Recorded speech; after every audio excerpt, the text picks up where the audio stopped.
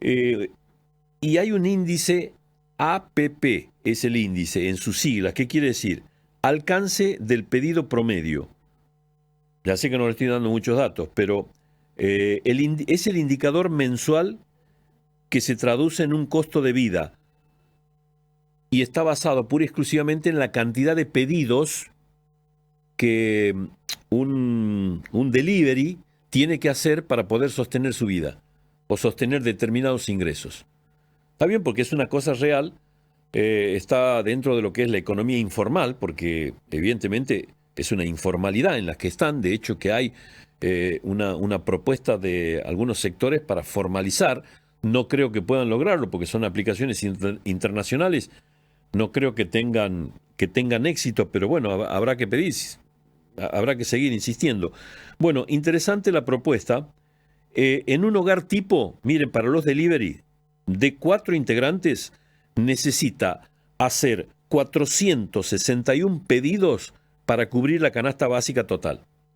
O sea, tiene que retirar de un local y llevar a donde está el que pide el pedido. Es decir, son 461 pedidos, pero a ver, quiero interpretar que son 800 viajes entre ir a buscar el pedido y llevar al destino.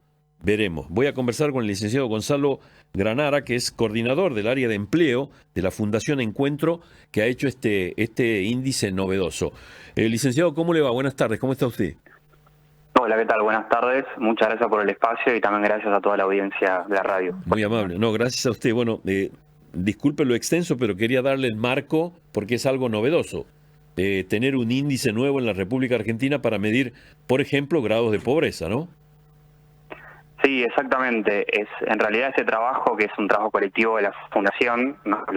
También lo compuso Sol Prieto y Francisco Capurro, y quien les habla, que somos parte de esta fundación, Sí. o sea, sale justamente de esa intención, ¿no? De siempre discutimos el trabajo de plataformas, mencionamos que es algo novedoso y que también tiene ciertas cuestiones, como vos bien decías, de peligro de precarización, pero muchas veces no discutimos con datos, ¿no? No logramos dimensionar lo que implica de esfuerzo para una persona que está repartiendo, y tampoco teníamos información clara proporcionada por las empresas, que como vos decís son compañías internacionales, de cuál es el monto que ofrecen a los repartidores, ¿no? Por trabajar ahí y cómo eso se relaciona con el costo de vida. Y de ahí salió esa idea de componer este índice que sirva para información para el público en general, pero también para las personas que trabajan en la empresa y tengan una referencia más acorde a su costo de vida, que a veces incluso tampoco las estadísticas oficiales lo están reflejando, ¿no? Que están pensando a veces en trabajos que tienen que ver con un ingreso fijo, que es mensual y que no se adapta a esta realidad de las plataformas digitales. Sí, y que creo que les ayuda un montón, ¿no? Porque ya trabajan con base cierta,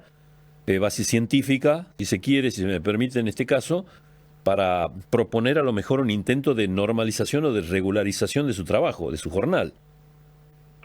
Exactamente, nuestra intención es ofrecer este insumo, ¿no? Tanto para los repartidores como que también entre realmente en la agenda pública esta problemática, que igual insisto que es solamente un aspecto de todo lo que llamamos los algoritmos del trabajo, lo que suena un poco complicado, pero es básicamente que el ingreso de esas personas y cómo ellos van subiendo, bajando de ranking, que eso también va a determinar lo que ganan por pedir, está compuesto por cálculos matemáticos que están expresados en las aplicaciones y que determinan lo que ellos ganan, cuál va a ser su ingreso mensual, que tienen que trabajar en horas de picos de demanda. También está incluido ahí lo que vos decías, que era la distancia de los viajes, no los kilómetros que recorren, y todo eso genera como una especie de bolsa en la cual ese algoritmo va a definir por el monto que ellos van a trabajar. Así que queríamos ofrecer este principio, ¿no? Para transparentar o informar acerca de cómo funcionan los algoritmos en términos concretos que se pueda comprender claramente, y con eso poder articular, no solamente después saber las tarifas que están recibiendo, sino también saber más sobre las condiciones de trabajo, sobre los derechos que tienen y que no tienen, y así aportar realmente a una discusión pública informada. Porque como vos decías, sabemos que las empresas tienen una responsabilidad, también tienen una el Estado, no solo al momento de regular esto, sino también de fomentar mejores condiciones para el empleo en general y también para las personas que reparten. Licenciado, Esta herramienta estamos como ofreciendo este insumo para que se pueda generar ese debate, ¿no? Sin prejuicios y realmente para mejorar la situación de muchos jóvenes, pero personas de todas las edades que están con mucho esfuerzo llevando adelante este trabajo de manera diaria para sostener su hogar, ¿no? En ese algoritmo, en esa en la proyección que ustedes tienen y en el análisis que hacen, ¿qué peso tiene el riesgo de vida que conlleva estar en la calle? 461 pedidos, dice, para cubrir una canasta básica total. ¿Hay algún índice en ese sentido también que se suma a todo esto o no? Eso exactamente es lo que queremos dar el puntapié inicial para que se construya. ¿Por qué te cuento esto? Porque lo que mensuramos es la cantidad de pedidos, pero ese pedido no está reflejando toda la realidad. En realidad no está expresando las horas concretas que está trabajando esa persona, ni las horas que está en la calle. Ni los kilómetros que hace tampoco. Claro. Hay que esperarlo, ¿no? Hay que ir a buscarlo y después volver, hay que estar conectado para recibirlo. Hay que estar también a veces expuesto a un montón de cuestiones que suceden en la calle vinculadas con la seguridad y sin tener ni siquiera un riesgo, una aseguradora del trabajo claramente definido, sin tener aportes previsionales, sin tener cobertura médica que esté cubierta de manera gratuita. Entonces todo eso que compone, además del pedido, es lo que queremos después mostrar de esta punta del iceberg, ¿no? Que es expresar primero, entender cuánto ganan y cuánto cuesta eso en una medida que es clara, que es el pedido, pero después, como muy bien decías vos y lo explicabas, entender qué hay detrás de todo eso y sobre todo en qué condiciones están trabajando, ¿no? Puede ser el trabajo mencionado como el del futuro, que tiene que ver con las plataformas y demás, pero el desafío es eso, cómo llevarlo a un terreno en el cual la legislación laboral argentina se pueda adaptar a esa realidad, dar protección a los repartidores, pero sin sacarles la flexibilidad horaria, ¿no? Que es algo muy valorado en general por los grupos que se dedican a este tipo de tareas. Hay una parte de, estoy en una síntesis, ¿no?, del informe de ustedes, ya voy a acceder, porque me pasaron el link como en detalle para verlo, pero hay una cosa que me llama la atención. Ustedes ponen costo del monotributo A se cubre con 15 pedidos. ¿Existe gente que tiene monotributo y que está dentro del rubro? Exactamente. En realidad, como vos decís, solamente para pagar el monotributo que lo tienen que costear ellos, y estamos hablando del monotributo. No estamos considerando específicamente también todo lo que implica los aportes, los seguros y demás. Claro. Es un costo que lo cubren los repartidores, porque hoy en día están encuadrados como independientes. Eso quiere decir que las empresas les pide para trabajar un monotributo, no es que lo anota como trabajadores independientes. Lo que tampoco hay información muy fidedigna, porque lo manejan las empresas, el grado de control que hay sobre eso. O sea, no sabemos en qué medida después las empresas controlan efectivamente que esos trabajadores al menos estén cubiertos por el monotributo. Claro, porque con el monotributo ellos emiten la factura para cobrar las comisiones. ¿Así es el sistema? Exactamente, ellos estarían obligados a cobrar las facturas como si la empresa fuera un proveedor cualquiera. Emitirles una factura, digamos, ¿no? Porque se retienen ellos, ¿no es cierto?, en cada dinero, pero después tiene que emitir una factura final, no sé si será semanal, mensual, ¿cómo suelen hacerlo? Exacto, sí, después al final del mes tienen que facturar lo que hicieron.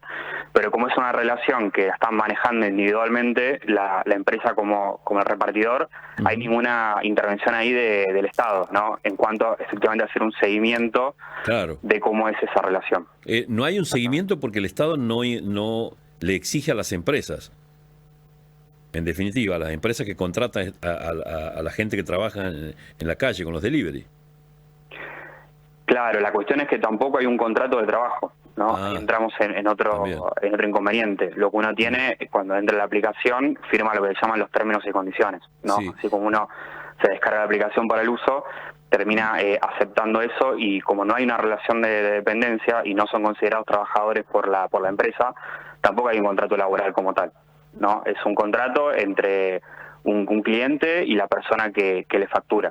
Claro, entiendo. Porque decíamos que es difícil justamente proporcionar derechos. Claro. Porque esa relación permite muchos grises. ¿Y el seguro que deben pagar lo asumen ellos también, cada uno de los trabajadores? La empresa no le da ningún seguro.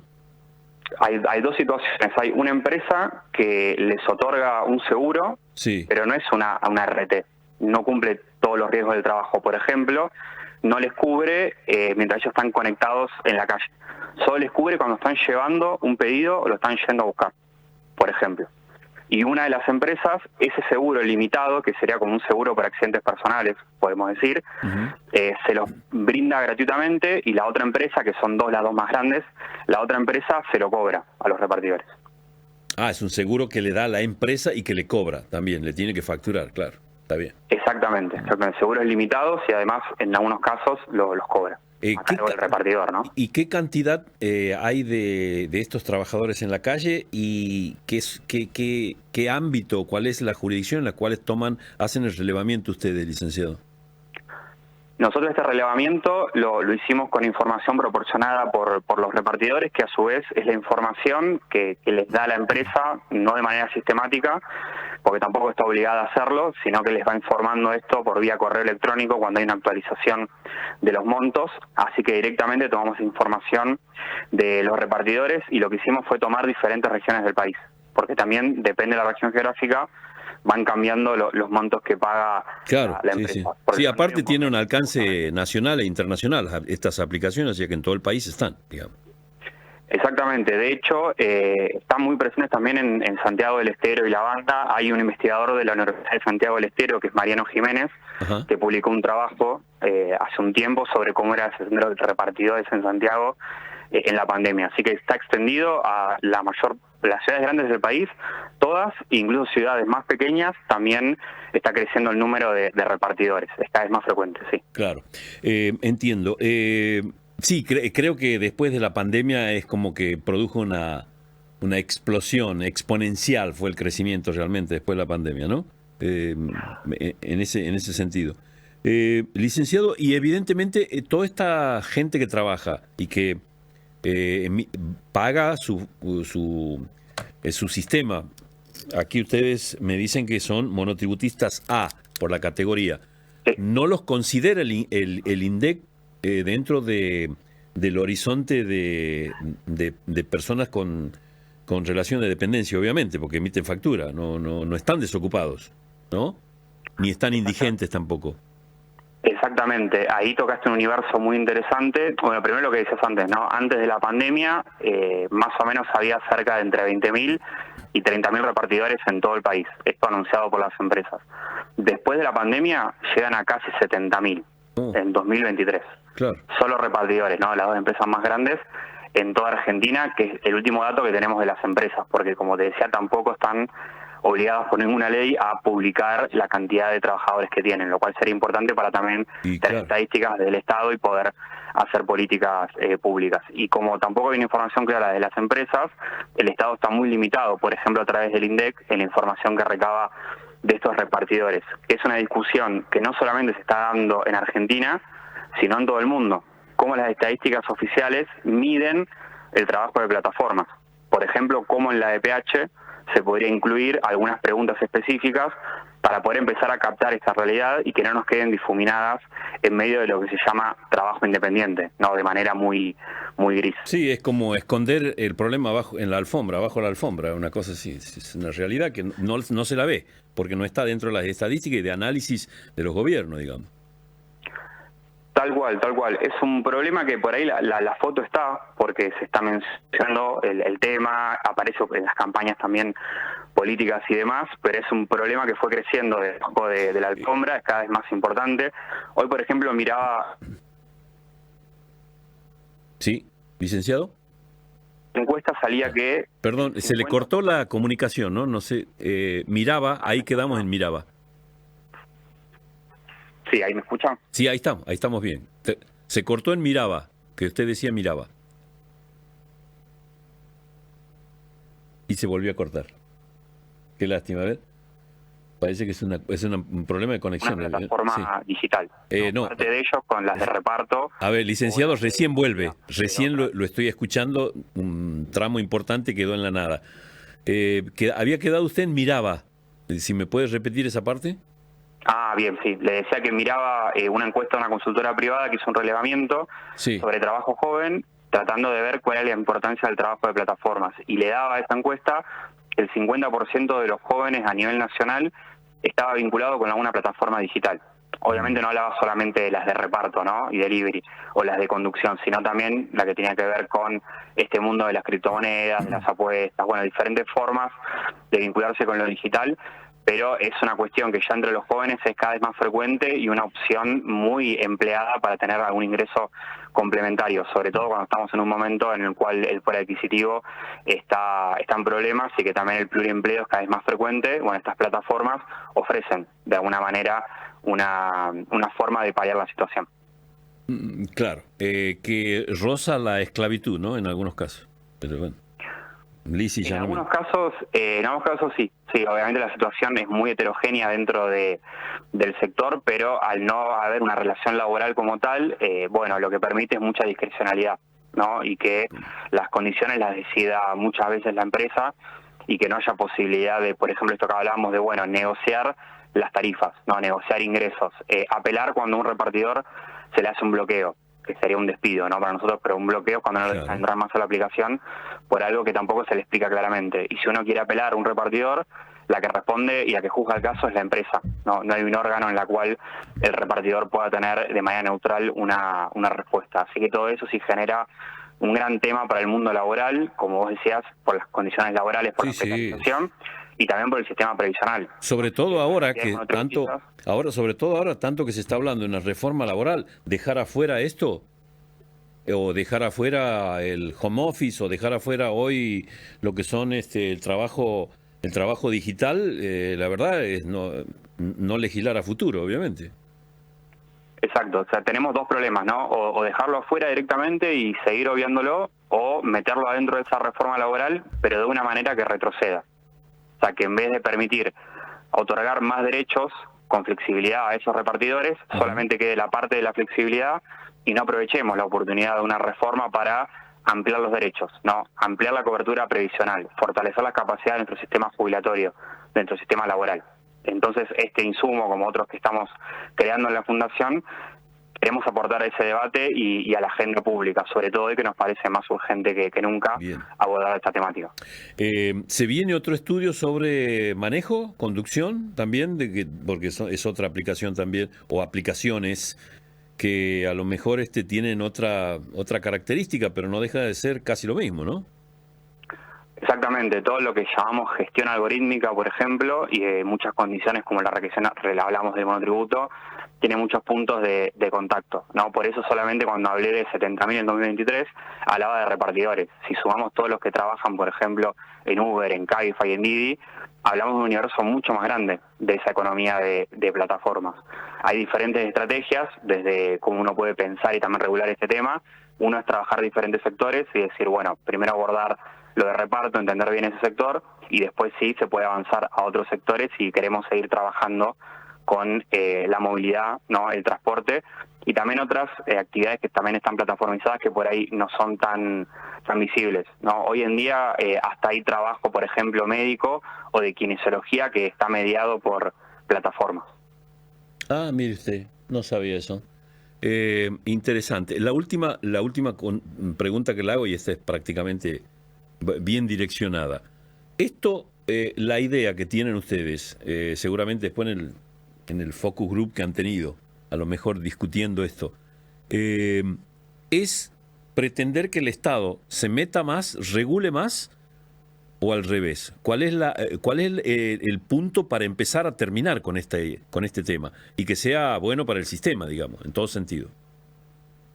Exacto. Nosotros en esta oportunidad, este informe que publicamos, como le decía, es más que nada un insumo de información pública. Después tenemos otro informe en el cual tenemos una propuesta, ¿no?, para cómo avanzar con este sector. Y lo que consideramos es que el Estado solamente no tiene el rol de proteger los derechos laborales, que lo tiene, sino también de impulsar y facilitar la economía digital y pensar sobre todo en la situación de los repartidores. Entonces, por ejemplo, lo que tenemos como propuesta, además de una regulación del trabajo, es pensar en lo que son las estaciones sanitarias, ¿no? De ver cómo las plataformas, pero también los municipios, las provincias, pueden adaptar la infraestructura urbana al trabajo de los repartidores. Y, por ejemplo, construir estaciones donde puedan acceder a un baño, donde puedan cargar el celular, donde también tengan un botón de seguridad.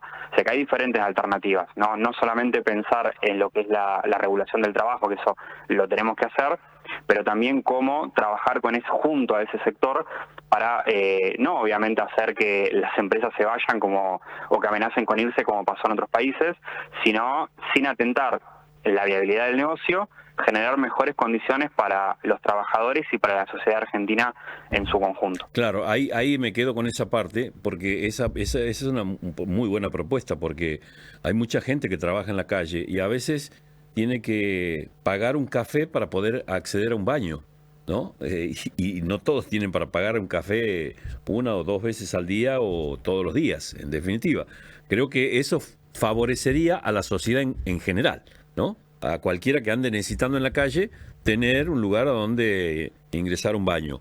Eso es una realidad, la verdad que sí, interesante.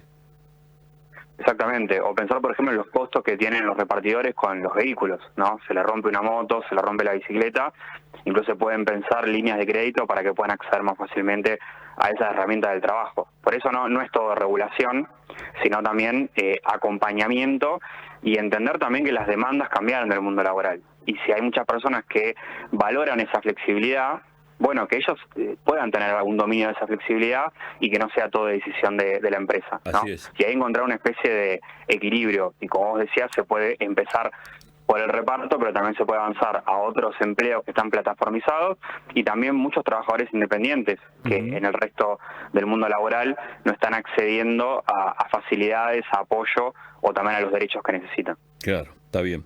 Muy interesante. Ojalá que si en esta reforma laboral los convoquen, porque eso sería muy interesante y muy importante y saber que se está haciendo una verdadera discusión para tratar de solucionar o mejorar todo lo que haya que mejorar. Cuando son las discusiones en forma express y son por necesidad política o demostrar un accionar político, nunca tiene buenos resultados. Así que, bueno, ojalá que los convoque. Muy interesante la propuesta, licenciado, ¿eh? Bueno, le agradezco muchísimo el espacio, también obviamente a todas las personas que están escuchando y coincido con lo que decías recién, ¿no? Hay que escuchar a los repartidores, hay que escuchar a las organizaciones civiles y también sindicales y a las empresas y también al sector académico o las fundaciones que pueden aportar información y en conjunto encontrar una solución para este tema, pero como decías, cualquier otro tema que sea muy complejo en la reforma laboral y que tenemos que sí o sí tener diferentes voces para poder construir propuestas. Así que muchísimas gracias por el espacio y un gusto hablar acá. Muy amable, gracias, licenciado, ¿eh? Muy amable, gracias. Bueno, hemos hablado con el licenciado Gonzalo Granara, es coordinador del área de empleo de la Fundación Encuentro. Hizo este estudio muy interesante. A ver, algunos puntos, por ejemplo, ¿no? Como para que vean ustedes. Por ejemplo, en un hogar individual sin alquiler se necesita 149 pedidos para no ser pobre. La canasta básica alimentaria en Cava individual se cubre con 67 pedidos. El pedido promedio que ellos detectaron en este estudio es aproximadamente promedio, por eso estamos hablando de promedio, 2.553,6 centavos. Sin propina, ¿no? Suele algunas plataformas, que ha pagado plataformas, sabe que aparte de pagar el pedido, o pagar el servicio, hay para aumentar con una propina. Esos son ingresos reales de las plataformas que hoy están, son las más importantes y que están en todo el país, que son Pedido Ya y Rappi. Para alcanzar el ingreso promedio individual en Argentina hacen falta 344 pedidos. Para llegar al salario mínimo vital y móvil hacen falta 126 pedidos. El costo de un monotributo A se cubre con 15 pedidos, de lo que hablábamos recién, y un tanque de nafta de 3,5 litros promedio que utiliza una moto equivale a 2 pedidos. Sin paritarias ni convenios, trabajo en plataformas carece de referencias claves para comprender el esfuerzo real detrás del ingreso de cada repartidor. La aplicación ordena una discusión clave. Bueno, son los temas interesantes que digo, viene bien, sobre todo este tema, cuando está en plena discusión y tema de análisis un supuesto proyecto que lanzó una diputada y tuvo la firma de 20 diputados más de la Libertad Avanza, pero después el gobierno lo desconoció como Doberman en el fondo en corte de energía general, saltando la tapia a alguien, así, un desconocimiento así. Pero generó discusión y análisis, y hasta donde sé no hay nada, no hay ningún anteproyecto que emana del gobierno. Ahora, ¿qué es lo que habla, en todo caso, Santilli con los gobernadores? Porque cuando se los convocó a los gobernadores a Casa de Gobierno, que fueron 20 de los 24 distritos, yo pensaba que se sentaban los gobernadores, inmediatamente se les repartía los anteproyectos o los proyectos que iban a ser enviados al Congreso. Señores gobernadores, mire, los convocamos por esto, vean, queremos tal y tal cosa, evalúenlo, estudienlo con su, no sé, me imagino, ¿no? Nunca he estado en esa función, digo, pero me imagino que hubiese sido lo correcto, lo más serio. Analícenlo con sus técnicos, con su equipo de económicos. Estos son los 3 proyectos que estamos prontos a debatir. No tienen nada. No tienen nada. A lo mejor Santilli viene el viernes, porque viene a Santiago el viernes, se va a encontrar con el gobernador de la provincia, el doctor Zamora, que tiene muy poquitos días de gobernador, después ya debe asumir, porque es senador electo. Viene Santilli, Diego Santilli viene a hablar con el gobernador, me imagino que traerá bajo el brazo los proyectos para que la provincia discuta y analice qué es lo que va a pasar. Me imagino, ¿no? Porque sería lo más serio en este caso. Bueno, porque, por ejemplo, lo último que estuvieron fueron Esdero y Hueretignec, que estuvieron en Casa Rosada y se fueron sin ningún papel. No tenía un papel en la mano, una carpeta no salía. Entonces, que me hace pensar a mí que no tiene nada. No tienen absolutamente nada. O esperarán